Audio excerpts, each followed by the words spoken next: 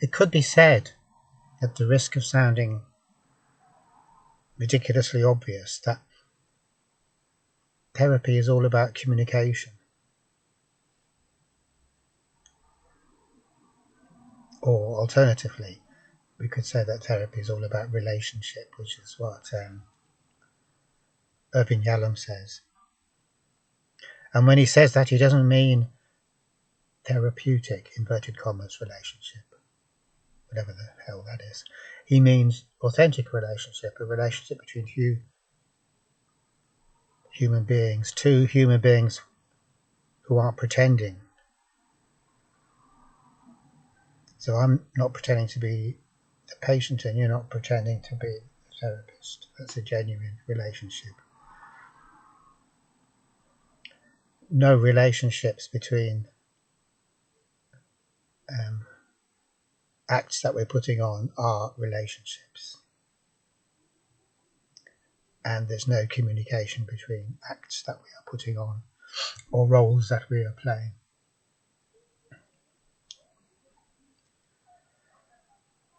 So, just sticking with that for a moment or two, we could say that there's only three types of people we're ever going to meet. So, first type of person will be someone who's trying to sell something. Second type of person will be someone who's trying to buy something. And the third type is someone who's either buying or selling. The first two types are that make up most of the encounters that we're ever likely to have. Almost everyone we're meeting, that we're going to meet, is going to be either buying something or selling something. And so if they're selling something, that doesn't mean that they're selling life insurance or get-rich-quick schemes or some kind of beauty product. It means that they're selling an idea that they have or belief that they have, like either about themselves or the world.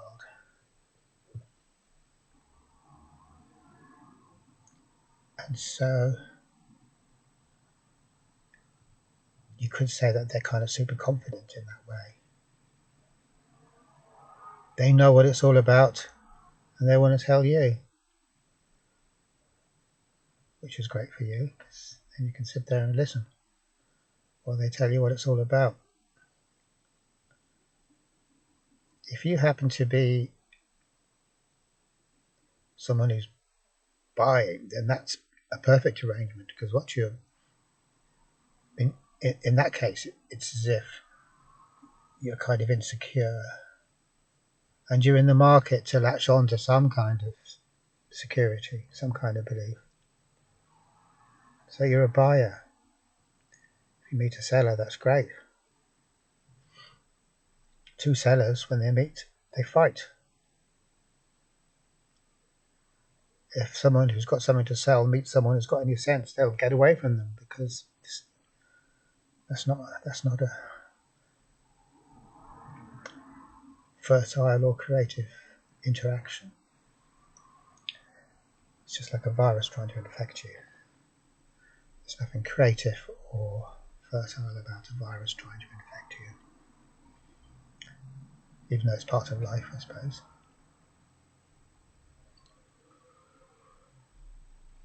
So the point I'm coming at is that whether you meet someone who's trying to sell something or you meet someone who's in the market for buying,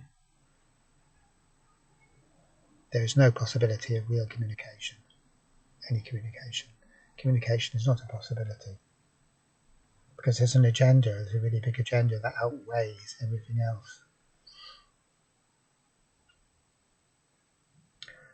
When we do meet someone who's selling something, selling an idea, promoting an idea, it's not as if we can always tell straight away, and it's not as if they come right up to us and start selling it.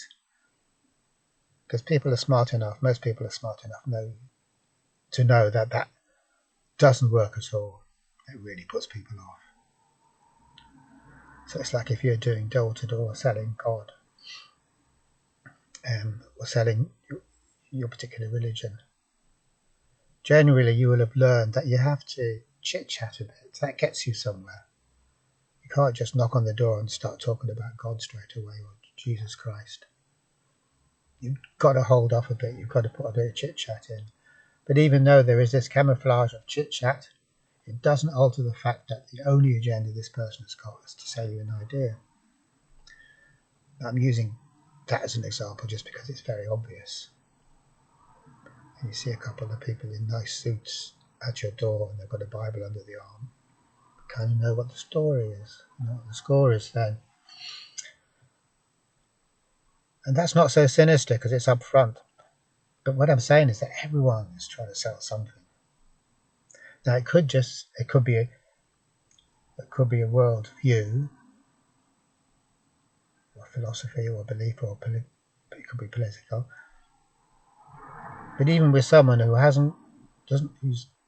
doesn't run to the sophistication of having philosophical or metaphysical beliefs, they could just be selling themselves, i.e. their ego. They won't see it like that. That's what they are. They've got a product, and the product is their ego. And they want to sell it to you because that's what you have to do with an ego. I have to sell my ego to you. It's no good otherwise. I have to be able to promote it.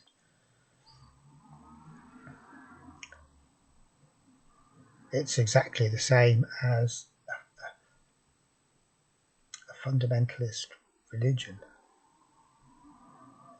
If I happen to have a kind of, if I happen to be a fanatic of some kind of fundamentalist type religion, it's no good for me on my own. I have to get out there and sell it. It drives me to do that because there's a huge insecurity driving it all.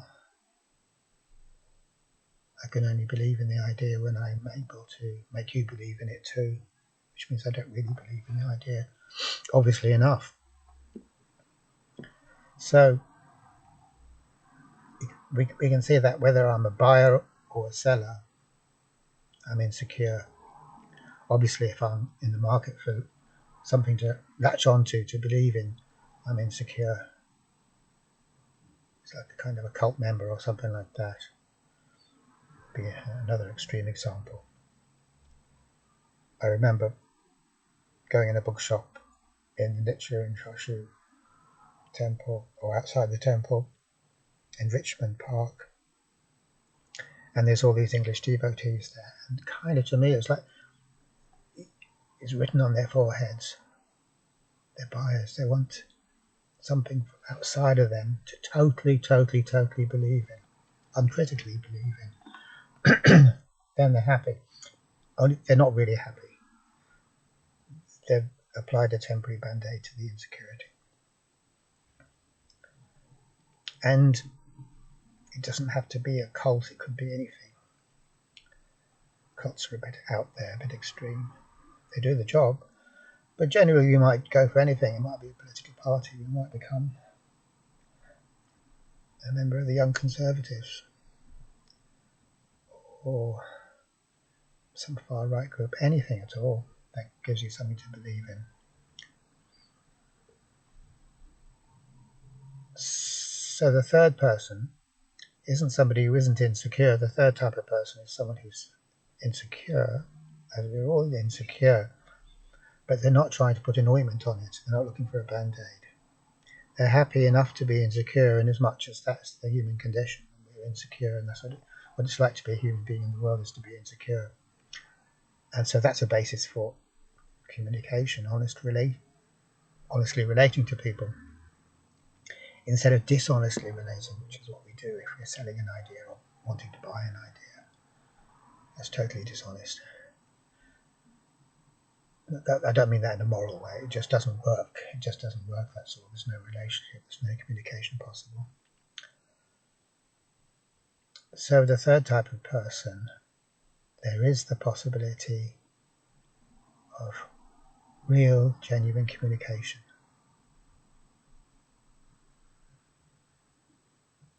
Which is, I guess, a pretty rare thing. I'd say it's a rare thing. Think about based on my experience, the type of people you bump into, it's rare enough that you meet someone that's neither buying nor selling, someone who hasn't got an underlying agenda that they're dragging along behind them the whole time. A human who's free of an agenda. It's a great thing to meet.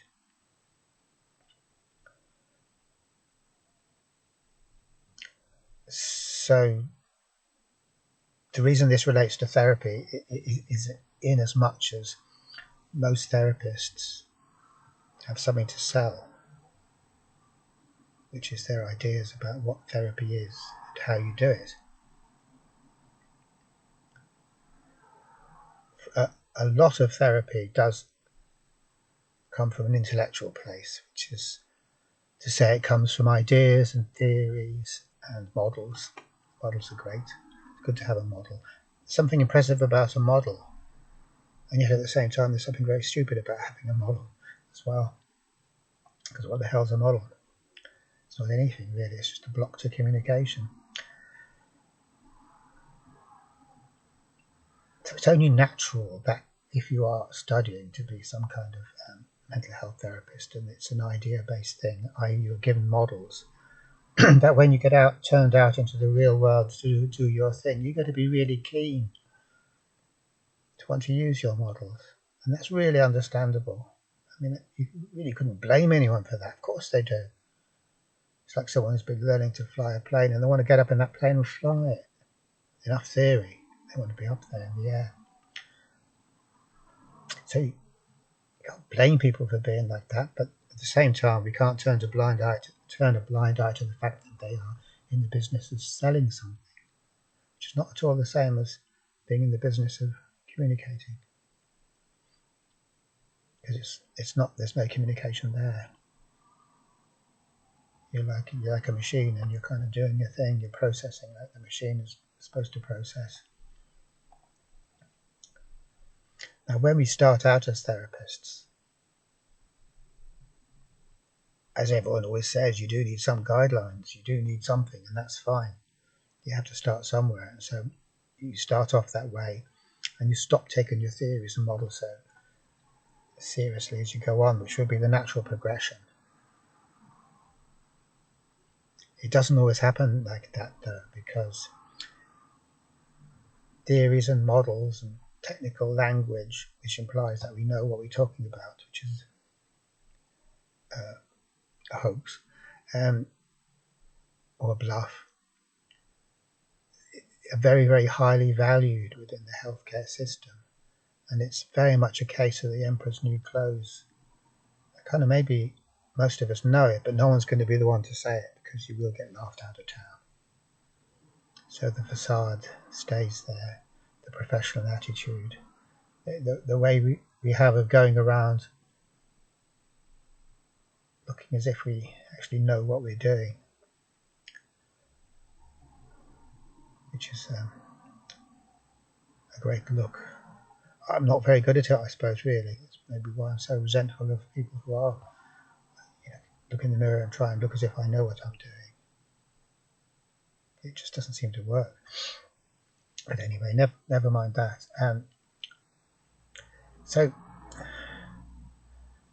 the point is that when you meet a therapist, you are likely to be meeting someone who's selling you something, in which case not only is there zero possibility of communication, there's also zero possibility of therapy. So that's one point. The other point that comes on from that is anyone you can actually communicate with, that is therapy in itself. Who knows, maybe it's the only therapy there is, honest communication between human beings. What more is there? So what that means is therapy isn't where we think it is, and it could be where we think it isn't. So who knows? So just to keep an open mind about that. The guy pushing trolleys or collecting trolleys in Tesco could be a better therapist than someone who's earning a packet and has lots of fancy qualifications. Quite easily they could be.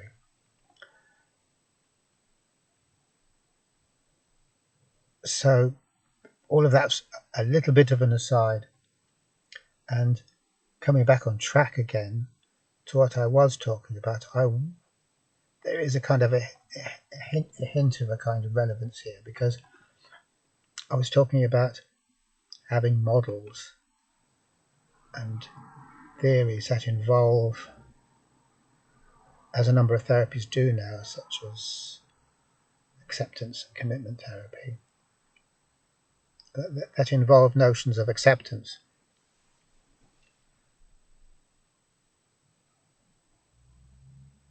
Now, the thing about acceptance, as I was saying earlier, is that we have to be really, really careful about talking about it or thinking about it, especially thinking about it. It's not something that works if you think about it.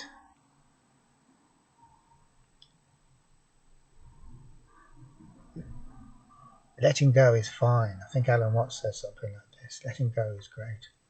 So if you're going to let go, let go. But whatever you do, don't think about letting go. Because if you do that, you're a goner, you're lost. Forget it.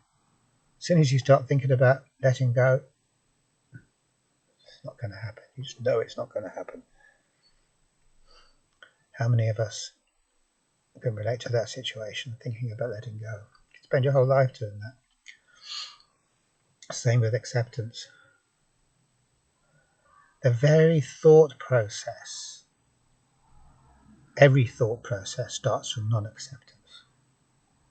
Absolutely every thought process there ever was starts off from that point of non-acceptance. And the reason for that is every thought process comes down to this kind of binary logic of yes or no, right or wrong. So we have an idea of something being wrong and something being right, and that right and wrongness doesn't exist in the world around us. We project it, we impose it. That's our imposed order, our framework of right and wrong, the direction which is helpful to go to in and the direction which it's not helpful to go in. That's our projection. Now, as soon as we impose that on the world, the imposition of that framework is itself and non-acceptance. What the hell are we doing it for? We don't need to do it. We're doing it because we don't accept things as they are. So the very imposition of the framework is resistance. And yet not resisting is the thing that frees us. So very clearly, as soon as we start any kind of thought process at all, no matter how laden that thought process might be with fine-sounding words such as compassion and letting go and acceptance and whatever else, no matter how flowery it sounds, it's thinking. Thinking is thinking. It doesn't matter what words, what concepts are used. It's the same story every time. There's no good way of thinking, a bad way of thinking. There's no therapeutic way of thinking. There's no such thing as thinking that can help you. But of course, thought will never tell us that. No matter how things fail, it'll always reach into its pocket and say, oh, I've got something here, the new improved product. Lottie is always producing the new improved product, always reinventing itself. And it's infinitely versatile in that respect. It will keep on doing that. It will always keep on doing that. It does that to compensate for the fact that it doesn't work. So that's a bit of a disadvantage, but it makes up for that disadvantage by endlessly reinventing itself and rebranding itself and promoting itself very cleverly, which is the strength, really. That's where the strength lies.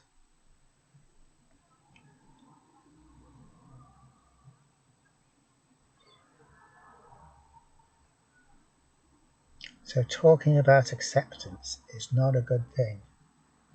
It just puts pressure on us. Even to mention it, even to put it in the framework and say, yeah, there's this thing called acceptance, and when you accept, that's a good thing, and good stuff happens then. That's pressure. It's pressure because straight away we want to do it. straight away we've got no equanimity with regard to if I accept or if I don't accept. If I'm not accepting, it's one thing, it's okay. If I accept, it's okay as well. There's no equanimity in a model. Models are targeted in a different particular direction. They're always based on the framework of right and wrong.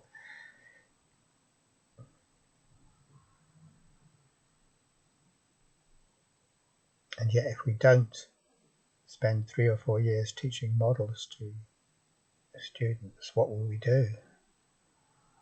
That's kind of the way we do things. It's kind of like that's how we run our educational factories, putting stuff into people's heads. Now, having said that, it's true that some forms of therapy don't do that. And one good example would be art therapy. So a decent art therapy course would not be putting loads of stuff in your head,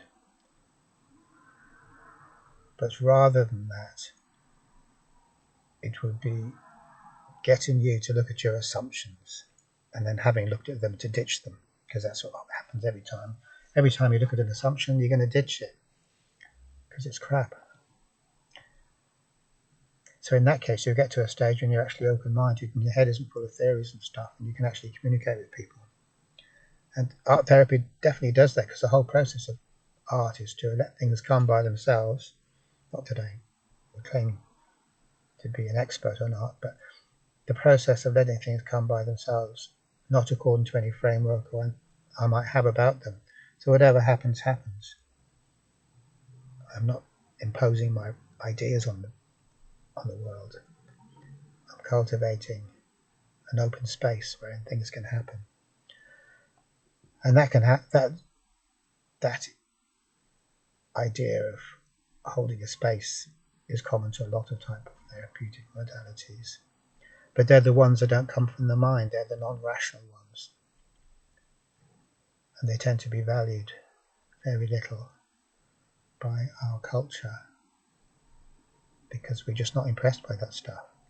If you haven't got a model, a big meaty model with lots of fancy phrases, who are you? Do you know? You're not anyone without a big model. It's like having a big fancy car to drive around, and you've got to have a model. If you've got a model, then you can teach the model and you can train people how to use it, and it's beautiful. The whole machinery starts working then. But how do you teach people to be open-minded and to examine what they thought was true so that they can discover maybe that it isn't true? Probably discover that it isn't true. That's a lot more difficult. There's a story about Bruce Lee that later on in life, the guy was saying, "Can you not teach me? Be my master, teach me." And Bruce Lee saying, "I can't teach you. I can't teach you because I don't have a system anymore. I have no system." And if you haven't got a system, you can't teach. You can only teach systems. And so any decent therapist would have reached that same place that Bruce Lee would have had reached, that they no longer have a system because there's no system for life. And life isn't a system, and systems are obstructions. They're biases, they get caught in our head. So then a negative therapist would be a therapist without a system.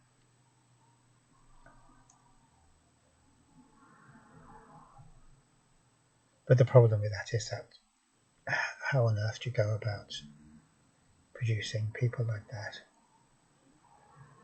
How do you test them to make sure that it's very problematic. So all in all, it's going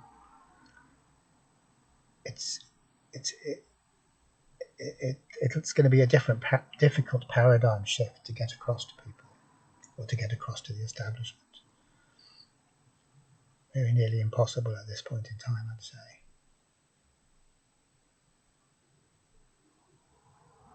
which is